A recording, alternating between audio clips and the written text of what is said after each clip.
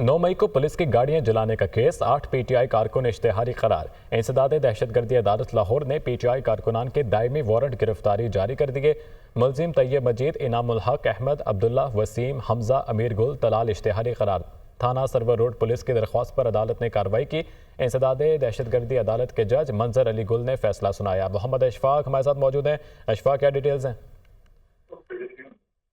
बिल्कुल, लाहौर की इंसदाद दहशतगर्दी की खसूसी अदालत ने 9 मई से मुतल्लिक केसेस की समाअत की है और इस सिलसिले में अदालत ने पीटीआई के 8 कारकुनान को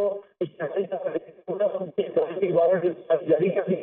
लाहौर की इंसदाद दहशतगर्दी की खसूसी अदालत के जज मंजर अली गिल ने इस हवाले से फैसला सुनाया। तफ्तीशी अफसर ने ये मौक़िफ़ इख्तियार किया कि 9 मई के 8 जो कारकुनान हैं उनकी गिरफ्तारी के लिए मुतअद्दिद छापे मारे गए, लेकिन उन्होंने खुद को रूपोश कर रखा है और इसी बुनियाद पर उनको इश्तिहारी करार दिया जाए।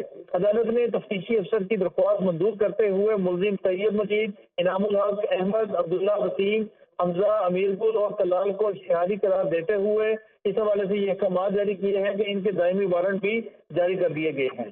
जी ठीक है अशफाक, बहुत शुक्रिया आपका।